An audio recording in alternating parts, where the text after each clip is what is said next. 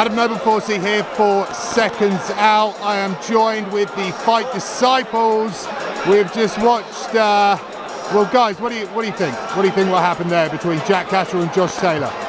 Mate, we saw, right, in my opinion, a really good, close, nitty-gritty fight, but there was one guy that rose, and it wasn't the guy that I expected to rise. Yeah, right at the start of this fight, when we were making predictions, I said through 6 rounds, Taylor Catterall will be tight, because Jack will obviously raise to a level that he has never been at before, and then Josh will make the adjustments and he'll come on strong in the second half of the fight.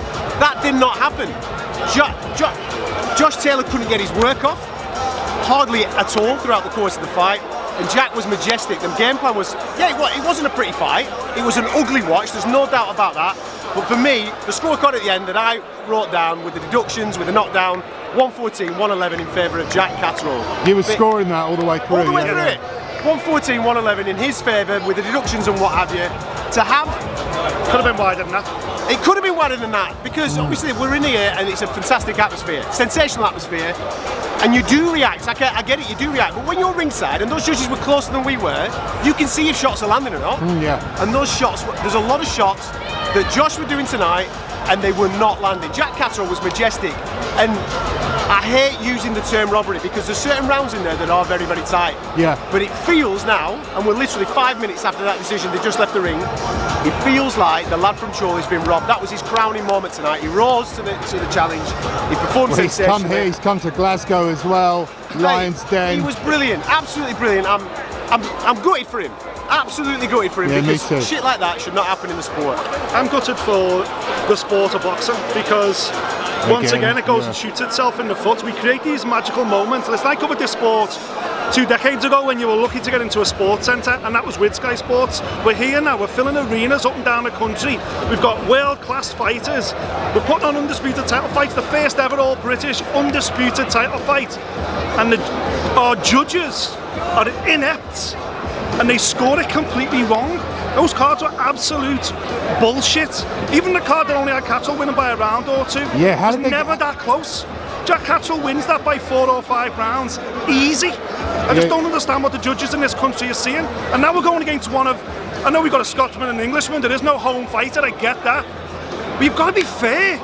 Fans understand what boxing needs more than anything is mass, widespread attention. We need the football fans of this country to watch boxing, to make boxing go bigger. So not just AJ sells out Wembley, but everyone, Josh Taylor sells out Wembley, Jack Catterall. We want the sport to be that big, because it can be that good. But when you have moments like this, it makes VAR in football look like a fucking storm in a teacup.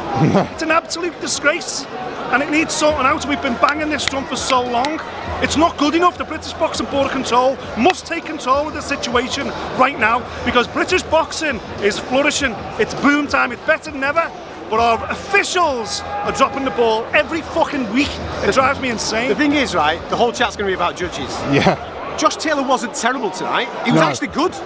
Jack Catterall was magnificent, and that's the thing that we should be celebrating. That's the thing that we should be celebrating now. Instead, we're going away and talking about judging again on a historic night like this. It's bullshit. Were you surprised how good Jack was tonight? Say that again, sorry. Were you surprised how good Jack Catterall? He was outstanding, and I think we've spoke to a lot of people, and we've known Jack for a long time, so we know what he's capable of. Yeah. But obviously, until you actually get there, until you fight for a world title, until you compete against someone in Josh Taylor, the best super lightweight on the planet, until you do that, you just don't know. You know, we've all known gym fighters over the years that have been outstanding, but just haven't been able to do it. And Jamie Moore was right this week when he said, he just needs the opportunity. We know he can do it, he just needs the opportunity, and that was the $1 million question tonight. Can Jack Catterall step up to world class and do anything? Yeah. And he proved tonight that not only can he do it, but he should be, he should be the undisputed champion of the world. Yeah. Well, the general consensus sitting around here, everyone's pretty much saying, that should have been. Listen, he's a fair man, is Josh Taylor, right? He's a fair man, and I guarantee when him and Ben Davison and his team, because they're astute guys, they know what they're watching. They will watch that back when the dust has settled. Very different in the heat of it when and the crowd's going wild and all that type of stuff, and obviously he's throwing his punches. When he watches that back, I guarantee he will conclude that he did not win that fight. Yeah. What can you, same old. So, I wanted to ask you one thing. Obviously, you guys cover MMA a lot. I don't. Is it as bad in MMA as it is in boxing? No, not even close. It's not. not even close, and I'll tell you why. In mixed martial arts, they have something called the Unified Rules of Mixed Martial Arts, and it's written down in black and white like a Bible, and you can pick exactly how to score a fight. Anyone can go and download it, read it, and it will tell you exactly how to score a fight. So you can judge every fight by this criteria. Boxing doesn't have that. The British Boxing Board Control website doesn't even have a list of how to score a fight. You have to dig away. Most of the organisations don't. The WBC invented the 10-point rules must system. That it is on their website if you go and read it. I fucking guarantee.